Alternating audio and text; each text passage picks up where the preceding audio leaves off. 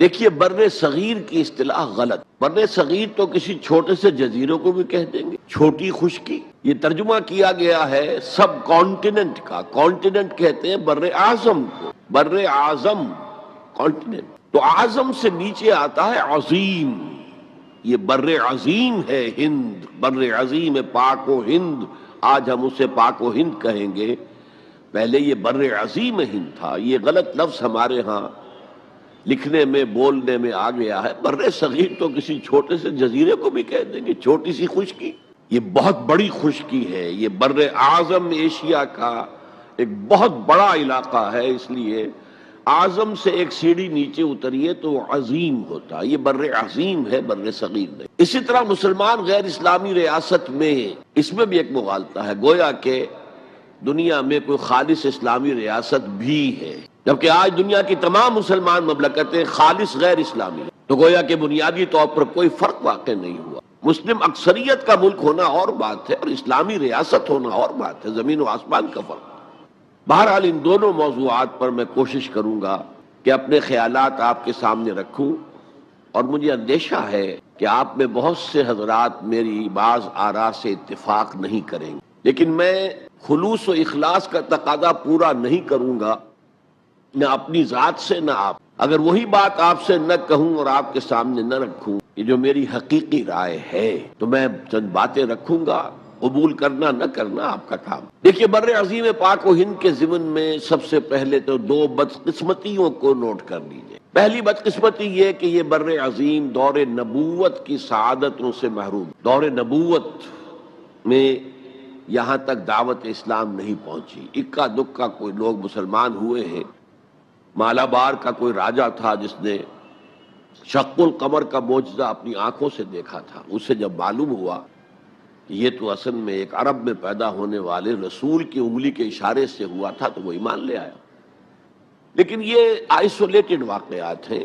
بحیثیت مجموعی بر عظیم پاک و ہند دور نبوت کی برکات سے محروم. پھر یہ کہ دور خلافت راشدہ کی برکات سے بھی محروم. یہاں اسلام کسی قابل ذکر حیثیت میں آیا ہے دور بنی امیہ، وہ بھی کسی دعوت و تبلیغ کے مثبت مقصد کے لیے نہیں، بلکہ ایک انتقام اور بدلے کے لیے کہ کچھ مسلمان تاجروں کا ایک بحری قافلہ جو سرندیپ سے، لنکا سے جا رہا تھا عرب کی طرف، اسے یہاں کراچی کے قریب، اسے یہاں کے سندھی ڈاکوؤں نے لوٹ لی. اس پر مطالبہ آیا اسلامی مسلمان حکومت کی طرف سے. وہ ملوکیت تھی. اب وہ اسلامی حکومت اس معنی میں نہیں رہی تھی جس معنی میں کہ خلافت راشدہ اسلامی حکومت تھی، کہ جو قیدی ہیں تمہارے پاس رہا کرو اور کمپنسیٹ کرو جو بھی نقصان یہاں ان مسلمان تاجروں کا ہوا ہے. جب اس کے جواب میں بالکل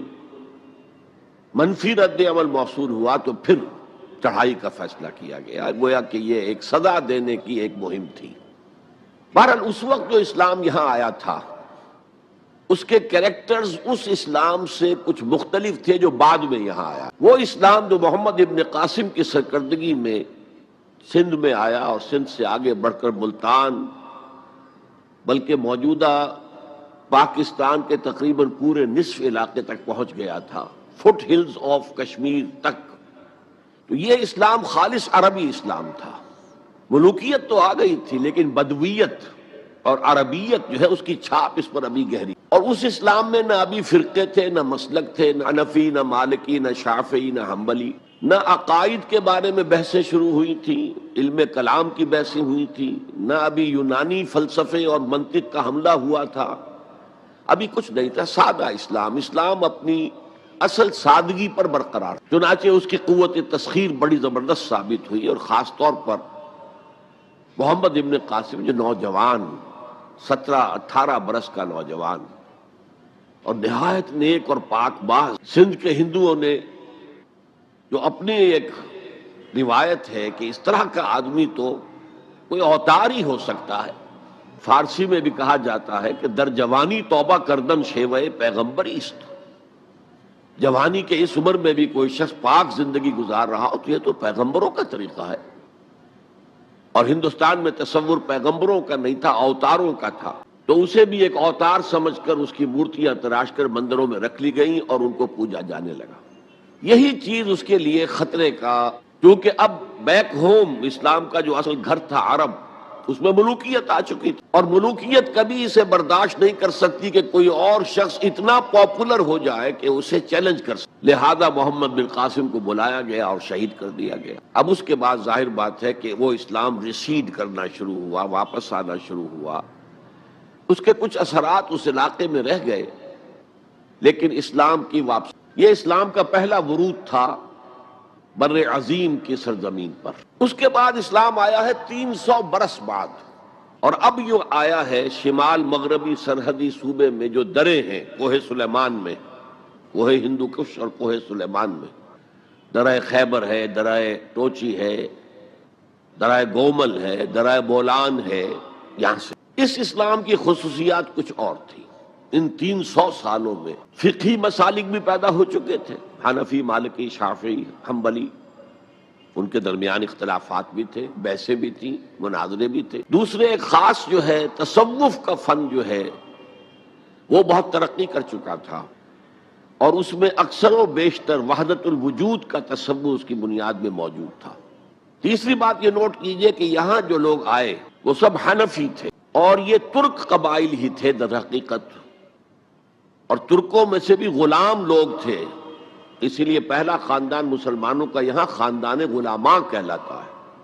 ترک غلام تھے یہ، جو اپنی ذاتی صلاحیت اور اپنی استعداد کے بنا پر ترقی کرتے کرتے بادشاہت کے مقام تک پہنچے۔ عالم اسلام میں اس وقت 2 عظیم جگہوں پر غلاموں کی حکومت تھی، اور اس سے اندازہ ہو سکتا ہے کہ اسلام میں غلاموں کا فیوچر کتنا روشن ہے۔ ممالک، مملوک، یہ مصر میں حکمران تھے، وہ بھی غلام تھے۔ خاندان غلامہ، قطب الدین ایبک، شمس الدین التتمش، یہ سب کون تھے؟ غلام تھے۔ بہرحال اب جو اسلام آیا اس میں قیادت کی ایک تسلیس پیدا ہو چکی تھی، توحیدی شان نہیں رہی۔ خلافت راشدہ میں قیادت توحیدی، خلیفہ وقت ہی حاکم بھی تھے، خلیفہ وقت ہی مجتہد بھی تھے، عالم بھی تھے، اور وہی سب سے بڑے اللہ والے بھی تھے۔ لیکن اس کے بعد جو اسلام میں قیادت جو ہے مسلمانوں کی 3 شاخوں میں بٹ گئی۔ سیاسی قیادت وہ تو قبائلی عصبیت کی بنیاد پر قائم ہو رہی ہے، تو سیاست تو ہو گئی طاقت کے بل پر، جس کی لاٹھی اس کی بھینس۔ اس کے بعد جو اس دینی قیادت تھی وہ 2 حصوں میں منقسم ہو گئی، علمی قیادت، علماء، مفسرین، فقہاء، محدثین، اور ایک ہو گئی صوفیاء کی قیادت۔ تو یہ تھی کیفیت جس میں کہ بر عظیم پاک و ہند میں اسلام وارد ہوا ہے پہلے ورود کے 300 برس بعد۔ اب اس کے 500 برس کے بعد یہاں ایک اور ایلیمنٹ آیا، اور وہ تھا شیعیت کا۔ آپ کو معلوم ہے کہ سن 1000 عیسوی میں پاکستان کا جو علاقہ اس وقت کا ہے یہ عالم اسلام میں داخل ہو چکا۔ شہاب الدین غوری وغیرہ کی حکومت وہاں تک تو تھی، البتہ دہلی پر 1206 میں تخت دہلی جو ہے مسلمانوں کا 1206 میں شروع۔ بہرحال اس کے بعد ہم کہہ سکتے ہیں کہ 300 برس بعد یہاں پر یہ شیعیت آئی ہے، داخل ہوئی ہے، ورنہ اس سے پہلے خالص سنی اسلام تھا اور خالص حنفی۔ شیعیت کی وجہ سے جو کچھ بھی بعد میں اسلام کو یہاں پر اس تقسیم کی وجہ سے، شیعہ سنی اختلافات کی وجہ سے جو بہت بڑے بڑے نقصانات اٹھانے پڑے، ان میں سے مثلا 2 کا میں تذکرہ کرنا چاہتا ہوں۔ ڈاکٹر امبیڈکر، انہوں نے فیصلہ کیا تھا میں مسلمان ہو جاؤں، گویا کہ یہاں کے اچھوتوں کا مسئلہ وہ اس طور سے حل کرنا چاہتے تھے کہ ہم ان بلاک مسلمان، لیکن جب ان کے بارے میں معلوم ہوا تو پھر وہاں پہنچ گئے کچھ لوگ کہ آپ اس مسلک کو اختیار کریں یا اس کو کریں۔ وہ اسی حیث بحث میں پھر انہوں نے فیصلہ کیا کہ میں کوئی بھی نہیں اختیار کرتا، اگر کوئی ایک اسلام ہے ہی نہیں، اب میں ایک کو اختیار کرتا ہوں تو دوسرے سے میری مخاصمت ہو جائے گی، دوسرے کو اختیار کرتا ہوں تو پہلے سے ہو جائے گی۔ اب اگلا دور آیا ہندوستان میں انگریز آئے۔ یہاں موجود بہت سے غیر مسلموں کو شاید میری باتیں اب کچھ ناگوار گزریں، لیکن کچھ حقائق ہیں جو تلخ ہیں لیکن حقائق ہیں، انہیں سمجھ۔ انگریزوں نے یہاں آ کر حکومت چھینی سی مسلمانوں سے بیشتر، ویسے تو یہ کہ ہندو راجے مہاراجہ بھی تھے، لیکن بیشتر علاقوں میں تو مسلمان حاکم تھے، لہذا انہوں نے مسلمانوں کو دبانا بہت ضروری سمجھا، اس لیے کہ جو سابق حاکم ہو ان میں ایسپریشنز پیدا ہوتی رہتی ہیں کہ ہم تھے یہاں کے حاکم، کیوں نہ واپس حاصل کریں۔ بغاوت کے ان کے اندر جراثیم مسلسل پروان، مسلمانوں کو دبایا اور ہندوؤں کو اٹھایا۔ کیوں کہ ہندوؤں کے لیے معاملہ صرف چینج آف ماسٹرز کا تھا، کوئی بڑا حادثہ تو نہیں تھا۔ پہلے مسلمانوں کے غلام تھے، اب انگریزوں کے غلام ہو گئے، اور اس اعتبار سے انگریز نے بھی انہیں قریب کیا اور ہندوؤں نے بھی مغربی علوم اور مغربی سائنسز کو پڑھنے میں بڑی سبقت کی۔ بنگال میں انگریز آیا، اور بنگال میں آپ کو معلوم ہے اکثر و بیشتر جو سائنسدان پیدا ہوئے جن کی کہ لکھی ہوئی ٹیکسٹ بکس جو ہے بہت عرصے تک استعمال ہوتی رہی ہندوستان میں، یہ کون تھے؟ چیٹرجی، بینرجی، سب کے سب بنگالی تھے۔ ایک اور بات یہ ہے کہ ہندو اپنے ماضی سے بہت دور آ چکے تھے، ان کا ماضی عظمت والا، آخر اشوک کا دور بہت عظمت کا، چندر گپت موریہ کا دور بہت عظمت کا، وکرماجیت کا دور بہت عظمت کا تھا، لیکن وہ اب بہت پیچھے جا چکے۔ تقریباً مسلمانوں کی آمد کی وجہ سے 1000 سال کا فصل واقع، لہذا تہذیب و تمدن کے لیے بھی، جیسے کہ انہوں نے مسلمانوں کے زمانے میں فارسی پڑھی، فارسی پڑھتے تھے، کوڈ لینگویج فارسی ہے، جیسے کہ پھر بعد میں مسلمان اور ہندو اور سب نے انگریزی پڑھی۔ ملازمتیں ملیں گے تو انگریزی پڑھنے والوں کو ملیں گی، راستہ کیریئرز کا کھلے گا تو انگریزی پڑھنے والوں کا کھلے گا۔ اسی لیے کہاوت تھی ہندوستان میں، پڑھے فارسی اور بیچے تیل، دیکھو رے قسمت کے کھیل۔ اب فارسی پڑھ کے تو اسے کہیں حکومت کے اندر اہلکار ہونا چاہیے، اس کی حیثیت کچھ اور ہونا چاہیے، فارسی پڑھ کے اور تیل بیچ، جبکہ مسلمانوں کا معاملہ یہ تھا کہ ان کی تو ابھی تہذیب اور تمدن، ان کی روایات ابھی تازہ، لہذا جو غیر مسلم تھے یہاں کے، انہوں نے انگریزی علوم، انگریزی سائنس، انگریزی تہذیب، اس کو کھلے دل کے ساتھ خوش آمدید کہا، اور مسلمانوں میں ایک زبردست ڈویژن ہو گیا۔ بلکہ ابتدائی ری ایکشن تو بہت سخت تھا، یک طرفہ تھا، ہم نہ انگریزی پڑھیں گے، ہم نہ انگریزی علوم سیکھیں گے، نہ سائنس پڑھیں گے، ہم تو اپنے کونوں کھدروں میں، اگرچہ جو سیلاب آ گیا ہے اس کو روکنے کی طاقت تو ہم میں نہیں ہے، لیکن ہم کونوں میں جا کر بیٹھ جائیں گے، قال اللہ و قال الرسول۔ اور انگریزی تہذیب سے اس قدر دوری کہ اگر کوئی میز کرسی پر بیٹھ کر کھانا کھا لے تو کرسٹان ہو گیا۔ یہ تو کسی نے چمچہ استعمال کر لیا کھانے میں، کانٹا تو بہت دور کی بات ہے، چمچہ بھی استعمال کر لیا تو کرسٹان ہو گیا۔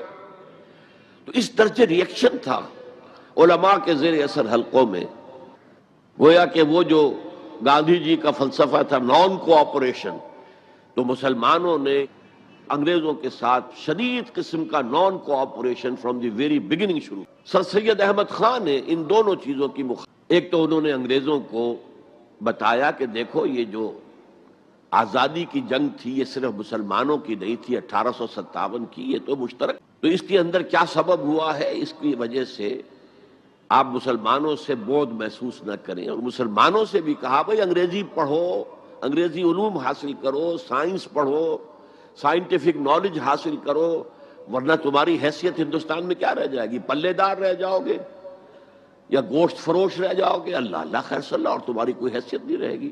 تو اس اعتبار سے سر سید احمد خان ایک اہم لینڈ مارک ہے۔ اس کے علاوہ انگریزی دور کا ایک اور جو پہلو بہت، انگریزوں نے ڈیوائیڈ اینڈ رول پالیسی کے تحت مسلمانوں اور ہندوؤں کے درمیان مرافرت کو ہوا، یہ ان کی پالیسی رہی مستقل، یہ ایک قوم کی حیثیت سے سامنے نہ آ جائیں، پھر ظاہر بات ہے کہ ہمارے پاؤں تو اکھڑ جائیں گے یہاں سے۔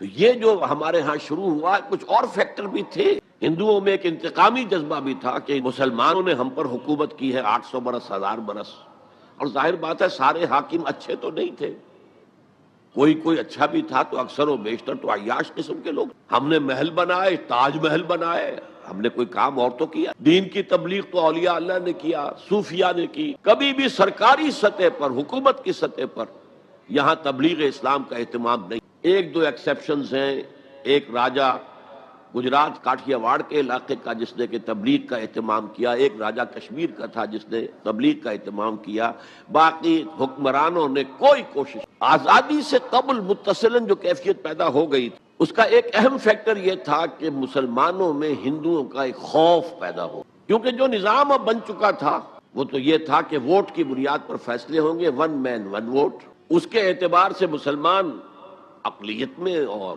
غیر مسلم ہندو یہاں اکثریت میں۔ تو گویا کہ ہمیشہ کے لیے اگر ایک ملک کی حیثیت سے یہ ملک جو ہے تقسیم آزادی حاصل کرتا ہے تو مسلمان غلام ہو جائیں گے، ان کی تہذیب بھی ختم کر دی جائے گی، شدھی کی تحریک شروع ہو چکی تھی، ان کا مذہب بھی تبدیل کرنے کی کوشش کی جائے گی۔ میوات کے علاقے میں بڑی زبردست تحریک اٹھائی گئی تھی شدھی کی، جس کا توڑ کرنے کے لیے مولانا محمد الیاس رحمۃ اللہ علیہ سامنے آئے اور تبلیغی جماعت کا انہوں نے سلسلہ شروع کیا۔ یہ اصل میں میوات کے اندر جو شدھی کی تحریک تھی اس کا جواب تھا، اس سے حفاظت مسلمانوں کی۔ تو اندیشہ یہ تھا کہ ہندو ایکسپلائٹ کرے گا، ہماری تہذیب کو ختم کرے گا، ہماری زبان کو ختم کرے گا، معاشی طور پر ہمیں ایکسپلائٹ کرے گا، مفلوج کرے گا، اور اپنی سی کوشش کرے گا کہ ہمارا مذہب بھی تبدیل کرا دے۔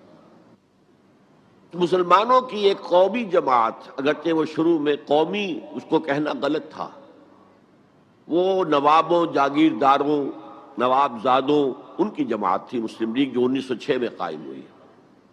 مسلمان عوام کا اس سے ساتھ کوئی نہ رابطہ تھا، نہ ان کا کوئی رابطہ عوام کے ساتھ۔ اس کی جو 1906 سے لے کر 1924 تک کی جد و جہد ہے، وہ ساری دفاعی جد و جہد تھی۔ ہمارے یہ حقوق ہونے چاہیے، ہمیں اس کی ایشورنس دی جانی چاہیے، ہمیں سیپریٹ الیکٹوریٹ دیا جائے، اور یہ کہ اس سے بھی آگے بڑھ کر ہمیں مرکز میں کچھ زیادہ حیثیت دی جائے تاکہ ہماری بھی کوئی حیثیت ہو، کوئی توازن پیدا ہو سکے۔ بس اسی پر ساری گفت و شنید تھی۔ اور اس کے ضمن میں محمد علی جناح جو ہیں وہ تو پروفٹ آف لو قرار دیے گئے تھے، اتحاد کا پیغام بر۔ وہ 1906 میں تھے انڈیا میں موجود، مسلم لیگ میں شامل نہیں ہوئے تھے، کانگریس کے رکن تھے۔ اس کے بعد 1913 میں جا کر مسلم لیگ میں شامل ہوئے ہیں مولانا محمد علی جوہر کے کہنے پر، پھر بھی کانگریس کے رکن بھی رہے، مسلم لیگ کے رکن بھی رہے، اور انہوں نے حتی الامکان کوشش کی کہ کوئی فارمولہ ایسا بن جائے جس پہ کہ اتحاد ہو جائے اور ضمانت مل جائے کہ مسلمانوں کے ساتھ کوئی اس قسم کا سلوک نہیں کیا جائے گا کہ وہ بالکل یوں سمجھیے کہ ایک نیچے لگ کر رہ جائیں اور ان کی کوئی حیثیت نہ رہے۔ لیکن وہ ناکام ہوئے، شدت کے ساتھ ناکام ہوئے، اور پھر اس درجے مایوس ہوئے کہ ہندوستان چھوڑ کر جا کر انگلستان میں بس گئے، اور وہاں انہوں نے اپنی لیگل پریکٹس شروع کر دی۔ ایس ایم اکرام صاحب جو ایک بڑے مصنف ہیں، آب کوثر، موج کوثر، رود کوثر کے جو مصنف ہیں، وہ اہم ترین کتابیں ہیں تین مسلم انڈیا کی، political as well as cultural history, ثقافتی جو معاملہ ہے وہ بھی ساتھ ساتھ ہر دور میں کیا اس کا رنگ رہا ہے، اس کو بہت ہی سمجھیے ایک بڑے ماہرانہ انداز میں انہوں نے بہت عمدگی کے ساتھ مرتب کیا ہے۔ وہ اس وقت آکسفورڈ میں پڑھ رہے تھے، طالب علم تھے، نوجوان۔ وہ ملے محمد علی جناح سے، اس وقت تک ابھی وہ قائد اعظم کا تو خطاب انہیں نہیں ملا تھا، محمد علی جناح، اور ان سے کہا آپ ہندوستان چھوڑ کے کیوں آ گئے، ہندوستان کے مسلمانوں کو تو آپ کی ضرورت ہے۔ تو انہوں نے سخت الفاظ کہے تھے کہ ہندو ناقابل اصلاح ہے۔ یہ اس وقت کی ہندو قیادت پر ان کا تبصرہ تھا، اور مسلمانوں کا حال یہ ہے کہ ان کا کوئی لیڈر مجھ سے صبح جو بات کرتا ہے شام تک ڈپٹی کمشنر یا گورنر تک پہنچا دیتا ہے، تو ایسی قوم کی قیادت میں کیسے کروں؟ لیکن اصل میں ایک ٹرننگ فیکٹر آیا ہے، turning point in the history of Muslim league movement, and that was 1930۔ اس میں جو الہ آباد میں مسلم لیگ کا سیشن ہوا تھا، اس میں خطبہ صدارت دیا تھا علامہ اقبال نے۔ علامہ اقبال اس سے پہلے ہندوستان میں ایک سور پھونک چکے تھے کہ اب اسلام کی نشأت ثانیہ کا دور آنے والا ہے، اسلام جو ہے دوبارہ دنیا کے اندر برسر عروج آئے گا۔ ایک امید افزا صورتحال علامہ اقبال نے اپنی ملی شاعری سے پیدا کر دی تھی۔ کتاب ملت بیضا کی پھر شیرازہ بندی ہے، یہ شاخ ہاشمی کرنے کو ہے پھر برگ و بر پیدا، سبق پھر پڑھ صداقت کا، شجاعت کا، عدالت کا، لیا جائے گا تجھ سے کام دنیا کی امامت کا۔ نوا پیرا ہو اے بلبل کے ہو تیرے ترنم سے، کبوتر کے تنے نازک میں شاہی کا جگر پیدا۔ اور ویسٹرن سویلائزیشن کو انہوں نے چیلنج کیا تھا، دیار مغرب کے رہنے والوں خدا کی بستی دکان نہیں ہے، کھرا جسے تم سمجھ رہے ہو وہ اب ذرے کم عیار ہوگا،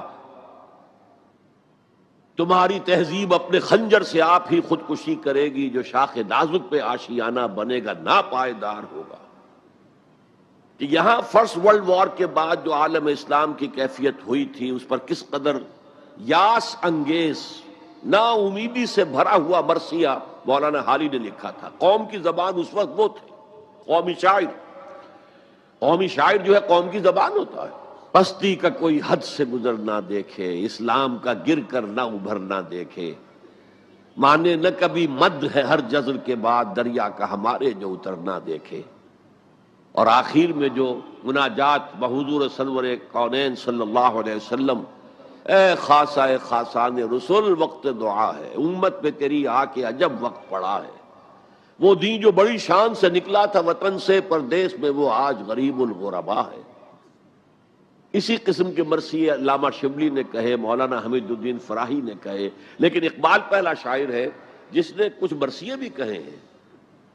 جب انگلینڈ جاتے ہوئے وہ گزر رہے تھے سسلی، جزیرہ سسلی کے پاس سے جہاز گزر رہا تھا، تو دل میں ہوک اٹھی ہے،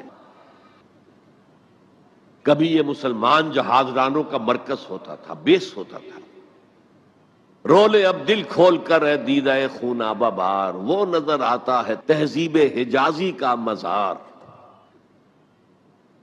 تھا یہاں ہنگامہ ان صحرا نشینوں کا کبھی، بحر بازی گاہ تھا جن کے سفینوں کا کبھی۔ کہا ہے، مرثیہ بھی کہا، اقبال کے ہاں مرثیہ ہے، لیکن ساتھ ہی ایک امید افزا پیغام کہ اب دوبارہ نکل کے صحرا سے جس نے روما کی سلطنت کو الٹ دیا تھا، سنا ہے یہ قدسیوں سے میں نے، وہ شیر پھر ہوشیار ہوگا۔ یہ جو عوامی ایک فضا ان کی شاعری سے پیدا ہو چکی تھی، ملی شاعری سے، انہوں نے 1930 میں آ کر مسلم لیگ کی موومنٹ میں اس کا انجیکشن لگا دیا۔ اسی طرح چلتی ہوئی ایک تحریک تھی، 1906 سے آئی تھی، 24 برس ہو چکے تھے 1930 تک، اب اس میں ایک انجیکشن لگا دیا گیا، احیاء اسلام۔ اس خطبے میں علامہ نے ایک طرف مسلم قومیت کو بہت مستحکم کیا دلائل کے ساتھ، عمرانی دلائل، پولیٹیکل سائنس کے جو مستحکم اصول ہیں ان کی بنیاد پر، کہ مسلمان ایک علیحدہ قوم ہے۔ اور نمبر 2 انہوں نے کہا، اور یہ ایک پروفیسی تھی، ایک طرح کی مستقبل کے بارے میں ایک پیشن گوئی تھی، تجویز نہیں تھی۔ پارٹیشن آف انڈیا کی تجویز تو بہت بعد میں آئی ہے، 1940 میں، یہ 1930 کی بات میں کر رہا ہوں۔ تو انہوں نے کہا تھا، مجھے یقین ہے کہ یہ ڈیسٹنی ہے، تقدیر مبرم ہے، کہ ہندوستان کے شمال مغرب میں، شمال مشرق کا انہیں اس وقت احساس نہیں ہوا تھا، ایسٹ پاکستان کا جو اب بنگلہ دیش ہے ادھر ان کی نگاہ نہیں گئی تھی، ہندوستان کے شمال مغرب کے اندر ایک آزاد مسلمان ریاست قائم ہوگی، اور اگر ایسا ہو گیا تو ہمیں موقع مل جائے گا کہ دور ملوکیت میں، جس کے لیے لفظ بڑا ثقیل استعمال کیا انہوں نے، عرب امپیریلزم، یہ بنو امیہ، بنو عباس، یہ عرب امپیریلسٹ تھے، یہ عرب قوم کا امپیریلزم تھا، ان کی حکومت اسلام کی عکاسی کرنے والی نہیں تھی، اسلام کی عکاسی کرنے والی تو خلافت راشدہ تھی، ابو بکر تھے، عمر تھے، عثمان تھے، علی تھے رضی اللہ تعالی عنہ۔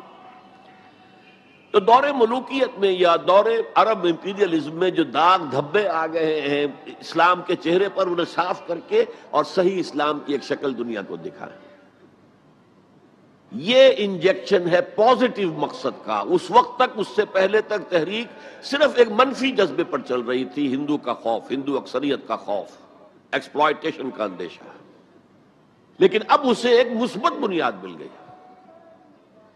1932 میں قائد اعظم گئے انگلستان، لندن، گول میز کانفرنس میں، جناح صاحب اس میں شریک نہیں تھے، اس لیے کہ وہ تو ویسے ہی سیاست کا میدان چھوڑ چکے تھے۔ اس موقع پر پھر علامہ اقبال نے ملاقاتیں کی ہیں جناح صاحب سے، اور وہی انجیکشن ان کو بھی لگایا، اور انہیں پھر آمادہ کیا کہ آئیں واپس ہندوستان، اور اس انجیکشن کے حوالے سے مسلمانوں نے ہند کو منظم کرے اور جمع کرے۔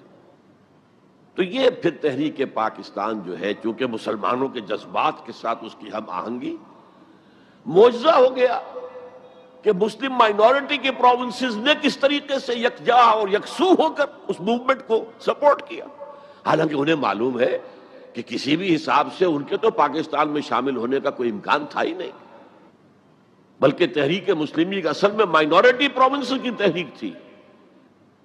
جو صوبے بعد میں پاکستان میں شامل ہوئے ہیں ان میں سرحد میں تو کانگریس کی حکومت تھی ٹل دی لاسٹ ڈیٹ، پنجاب میں یونینسٹ حکومت تھی ٹل دی لاسٹ ڈیٹ، صرف ایک سندھ تھا مغربی پاکستان میں کہ جو وہاں مسلم لیگ کی حکومت تھی۔ ہاں، بنگال میں مسلم لیگ کی حکومت تھی، اور بنگال ہی مولد ہے جہاں ولادت ہوئی ہے 1906 میں مسلم لیگ کی، اور طویل ترین عرصے تک مسلم لیگ کی حکومت وہاں رہی۔ اب بھی وہاں پر تحریکیں چلتی رہتی ہیں اینٹی پاکستان، 2 مرتبہ پاکستان نے ایئر فورس بھی استعمال کی ہے وہاں پر، یہ سب کچھ آپ کو معلوم ہے۔ بہرحال اس کے نتیجے میں ملک تقسیم ہو گیا، اور 2 قوموں کے درمیان جو نفرت اس دوران میں پیدا ہو گئی تھی وہ ایک آتش فشاں کی طرح پھٹ پڑی۔ جو کچھ ہوا ہے پارٹیشن کے وقت، میں نے آپ کو بتایا تھا انگریزوں سے آزادی ہم نے حاصل کی، لیکن ہم نے نہ ایک انگریز کو مارا نہ کسی انگریز نے ہم میں سے کسی کو مارا، لیکن جو آپس کی خوریزی ہوئی ہے، تاریخ انسانی کی عظیم ترین ٹرانسفر آف پاپولیشن، کروڑوں انسان ادھر سے ادھر ادھر سے ادھر ہو گئے، اور پھر عظیم خوریزی، بربریت، وحشت، معلوم ہوتا کہ نفرت کی کوئی آگ اندر جل رہی تھی، بس اسے موقع چاہیے تھا کہ وہ بھر آئے۔ وہ میں کچھ نہ کچھ تجزیہ کر چکا ہوں کہ یہ نفرت جو ہے کچھ انڈیجینس بھی تھی، کچھ تھی، ان کے اندر ایک جذبہ انتقام تھا کہ ان مسلموں نے ہم پر حکومت کی اتنے عرصے، لیکن اس میں بڑا حصہ جو ہے وہ انگریز کی ڈیوائیڈ اینڈ رول پالیسی کا تھا، اور وہ جاتے جاتے ایک بون آف کنٹینشن بھی ڈال گیا کہ یہ دونوں اس پر لڑتے رہے تاکہ ہمارے خلاف کوئی جذبہ نفرت ان کے اندر نہ ابھرے۔ تو یہ انگریز کی پالیسی تو یقیناً بہت کامیاب تھی، لیکن وہ نفرت کا جو عالم اس وقت تھا اس کو آپ اس وقت امیجن نہیں کر سکتے۔ وہ نوجوان جو پیدا ہی ہوئے بعد میں پارٹیشن کے بھی 20 25 30 سال بعد پیدا ہوئے، انہیں کیا اندازہ ہو سکتا ہے؟ قطعاً اندازہ نہیں ہو سکتا۔ کبھی کبھی ایرپٹ ہو جاتا ہے معاملہ، جیسے کہ کبھی کسی جگہ ہو گیا، کبھی کسی جگہ ہو گیا، ابھی حال ہی میں جو کچھ گجرات میں ہو گیا تھا وہ ہو جاتا ہے، لیکن یہ کہ کوئی ہندو اور مسلمانوں کے درمیان وہ دشمنی اور وہ معاملہ اب نہیں ہے، بلکہ بہت سے لوگ اس کو امیجن ہی نہیں کر سکتے کہ معاملہ کس حد تک پہنچ گیا۔ اس کے بعد ایک خیال یہ تھا ہندوستان میں کہ پاکستان جلدی ختم ہو جائے گا، اور اس کی کوششیں بھی کی گئیں۔ پاکستان کے حصے کا روپیہ روک لیا گیا، پاکستان کے حصے کے ہتھیار روک لیے گئے۔ پاکستان نے اس کو محسوس کیا کہ it's a threat to its existence, جس کے نتیجے میں، جس کے رد عمل میں وہ امریکہ کی جھولی میں جا گرا۔